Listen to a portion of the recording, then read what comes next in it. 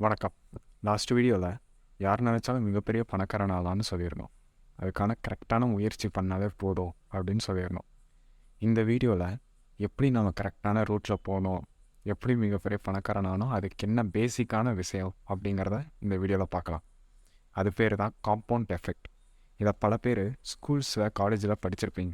But இதோட importance தெரியாதனால அதை நம்ம மறந்துட்டோம்.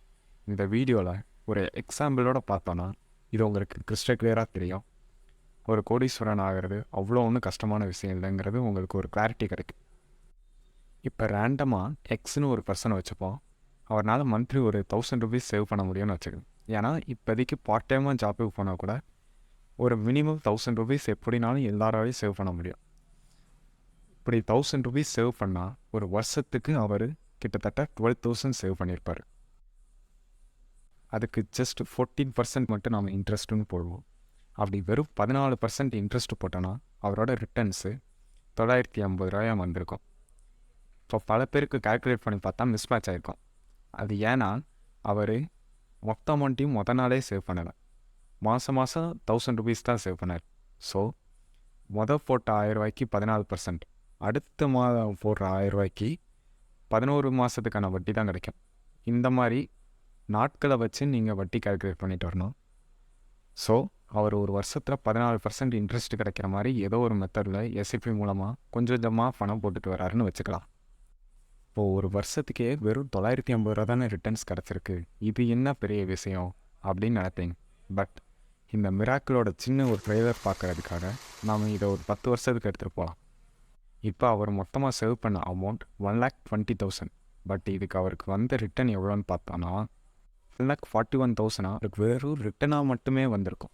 அவர் இன்வெஸ்ட் பண்ண அமௌண்ட்டோட அவரோட ரிட்டர்ன்ஸ் 22,000 அதிகம். இதுக்கே பல பேருக்கு ஒரு ஆச்சரியமாக இருந்திருக்கும். பீக் பாயிண்ட்டை நீங்கள் பார்க்கணுன்னா இதை 40 இயர்ஸ்க்கு எடுத்துகிட்டு போனால் மிகப்பெரிய மிராக்கிலே நீங்கள் பார்க்க முடியும். அவர் மொத்தமாக இன்வெஸ்ட் பண்ண அமௌண்ட் 4,80,000. பட் அவருக்கு ரிட்டனாக கிடச்சது மட்டுமே 2,21,35,184 ரூபா அவரோட ரிட்டனாக மட்டுமே கிடச்சிருக்கும். இதை கேட்குறப்ப பல பேருக்கு பிரமிப்பாக இருக்கும், பல பேரால் நம்ப முடியாத அமௌண்ட்டாக இருக்கும்.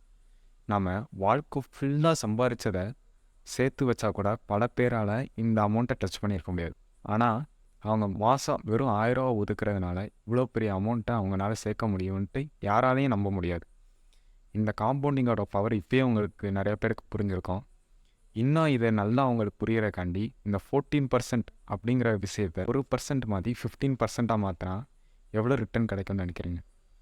பல பேர் இந்த காம்பவுண்டிங்கோட பவர் இப்போயே தெரிஞ்சனால என்ன ஒரு 10 லட்சம் கிடைக்கும், 15 லட்சம் கிடைக்கும் எக்ஸ்ட்ரீமாக நினச்சிட்டு இருப்பீங்க. பட் அதை விட எக்ஸ்ட்ரீம் தான் ரியாலிட்டி.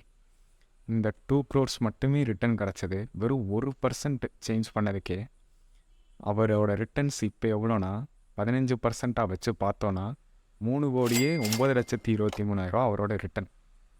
மேசிவ் ரிட்டர்னில் இவ்வளோ பெரிய ரிட்டர்ன்ஸ் வெறும் 1000 ரூபா நீங்கள் இன்வெஸ்ட் பண்ணுறது மூலியமாக பார்க்க முடியும்னு சொல்லியிருந்தால் யாராலையாச்சும் நம்ப முடியுமா? இதுதான் பவர் ஆஃப் காம்பவுண்டிங். நம்ம எல்லாருக்குமே இது ஒரு தெரிஞ்ச விஷயந்தான். தமிழ்லேயே ஃபேமஸான ஒரு பழமொழி இருக்குது, சிறு துளி பெருவெள்ளம். ஆனால் இதோட இம்பேக்ட் நமக்கு தெரியாதனால தான் இவ்வளோ நாள் யூஸ் பண்ணலை. இப்போயே பல பேருக்கு ஒரு கிளாரிட்டி கிடச்சிருக்கோம். ஓகே, பணக்காரன் ஆகிறது அவ்வளோ கஷ்டம் இல்லை, இந்த ரூட்டை ஃபாலோ பண்ணாலே பணக்காரன் ஆயிடலான்னு.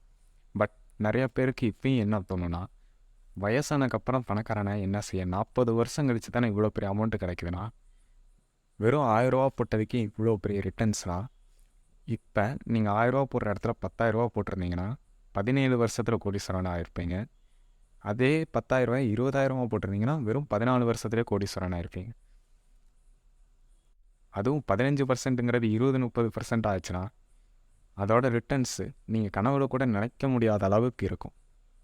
ஸோ பணக்காரன் ஆகிறது அவ்வளோ ஒன்றும் கஷ்டம் இல்லை, யார் நினச்சாலும் முடியும். இதில் இன்னொரு மெயினான விஷயத்தை நீங்கள் புரிஞ்சுக்கணும். வெறும் 15% இவ்வளோ பெரிய ரிட்டனு, இதை கொண்டு போய் நான் ஏதாச்சும் பிஸ்னஸ் பண்ணியிருந்தாலோ இல்லை வேறு எதிரையாச்சும் பெருசாக பார்ட்னர்ஷிப்பில் நான் இன்வால்வ் ஆகியிருந்தாலோ இதை விட மிகப்பெரிய ரிட்டர்ன் நான் பார்த்துருப்பேன் அப்படின்னு பல பேர் நினைக்கலாம். பட் அந்த மாதிரி இடத்துலனா நீங்கள் பணத்தோடு சேர்த்து உங்களோட உழைப்பையும் போடுவீங்க, உங்களோட நேரத்தையும் அங்கே செலவழிப்பீங்க.